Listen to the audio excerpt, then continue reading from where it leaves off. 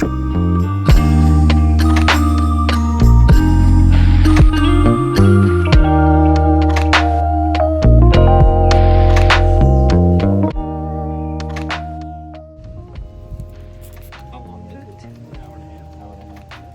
my friends!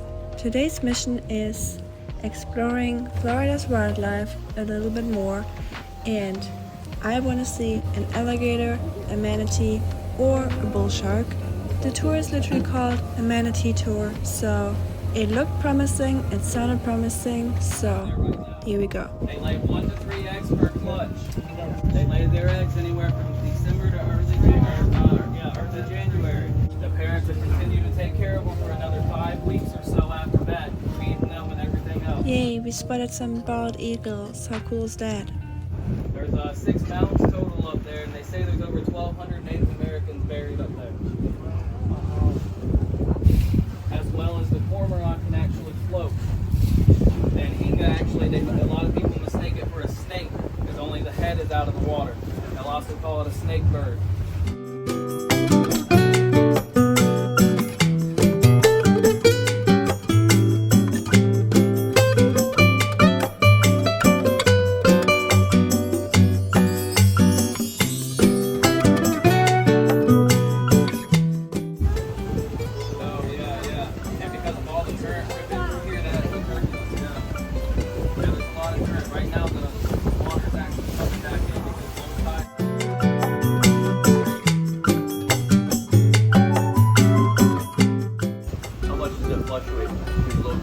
On average, a couple of feet.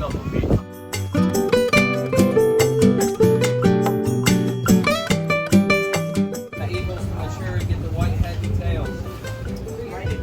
They say an eagle can see a fish the size of my hand from several hundred feet in the air.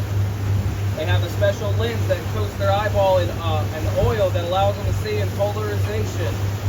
But the eagle they don't see so the its air. biggest threat is a snake. Probably. For the eggs. Yep. And the chicks. Or possibly starvation is one of the big factors for the babies, for the eaglets.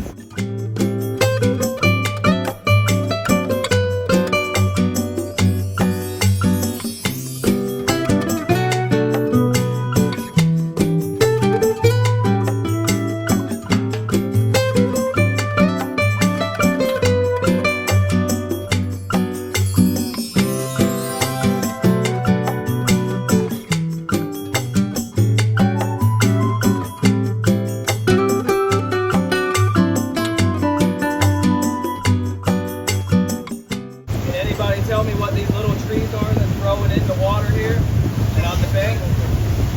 Those are mangroves.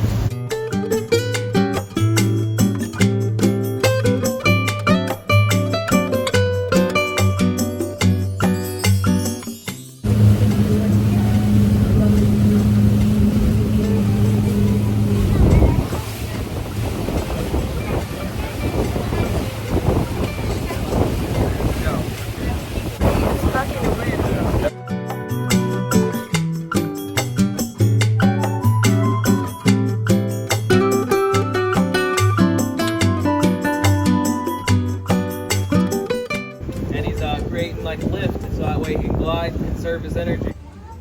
According to our tour guide, these waters are full with bull sharks, so he told us not to get into the water. So over to our right is actually the Fort Island beach over there.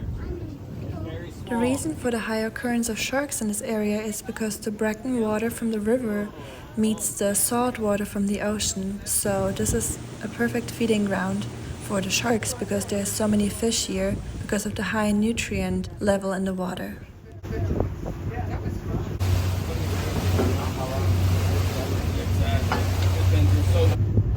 They've stood for a pretty long time. Cedar's naturally rot resistant and disease free. It might be an inch or two of mud or sand. The whole coastline, east and west. Yep.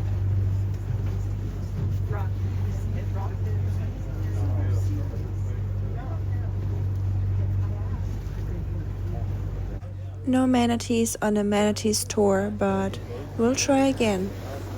Also, for those of you who are interested, each ticket was about $30, but luckily we could bring Oskar for free. And just the fact that they allow dogs is already amazing.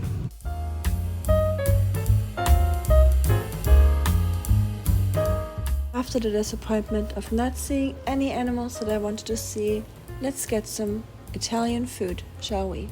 And by Italian I mean American Italian, obviously. But you had that one before.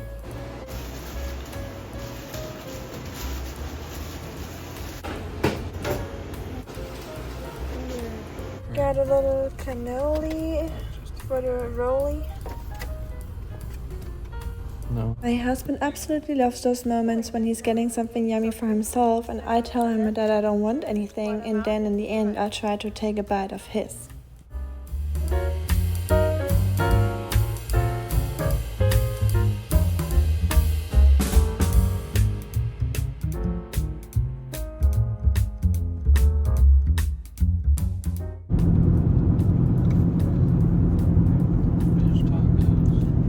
Shrimp landing? I didn't know it did exist. It's cool. Reminds me a lot of Halifax. Not the palms obviously, but the bike lanes they have along the road all the way to the ocean. You know, the little end, how flat it is.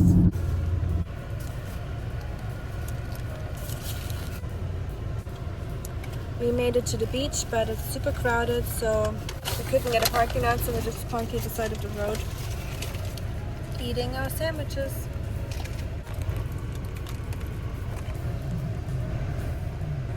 Yay, let's go to the beach. And here we got a beautiful coastal power plant. And this, everyone, is what we call an eyesore.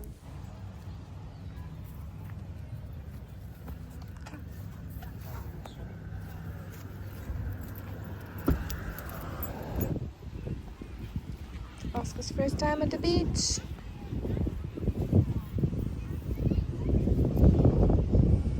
Schatz, come, let me take a little beach picture of you. Come, Oscar.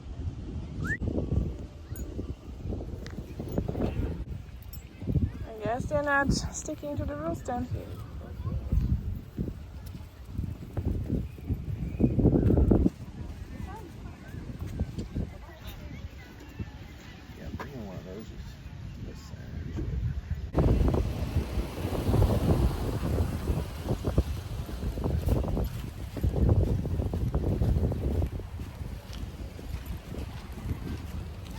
Oskar couldn't come to the beach, so we gotta find a different beach where pets are allowed. That's one thing when you're traveling with dogs. It's a little annoying that you can't bring your pets with you.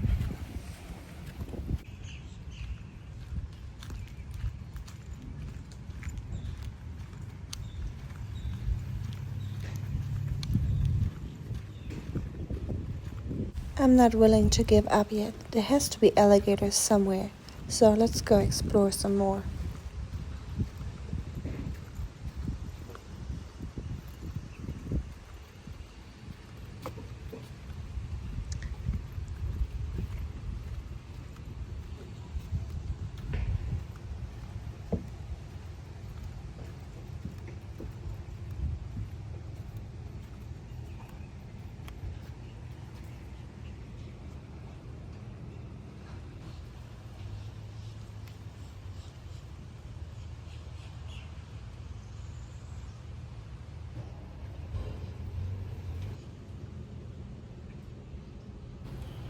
Our journey has not come to an end yet, so if you want to see the rest of our Florida adventures and Oscar's first time actually going into the ocean and tasting some salt water for the first time, stay tuned for the next vlog and I hope to see you there.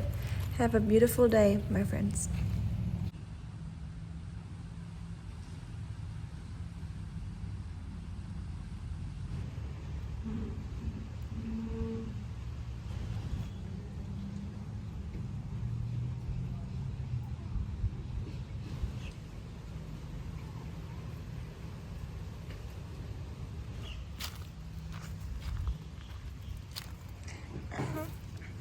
Little lizards. Hi.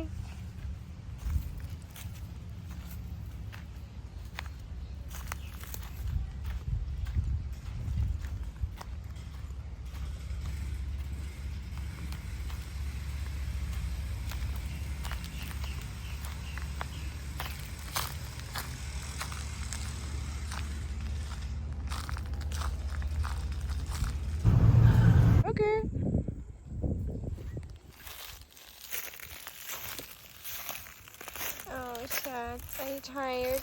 Oh, yeah, you're tired. Oh, no.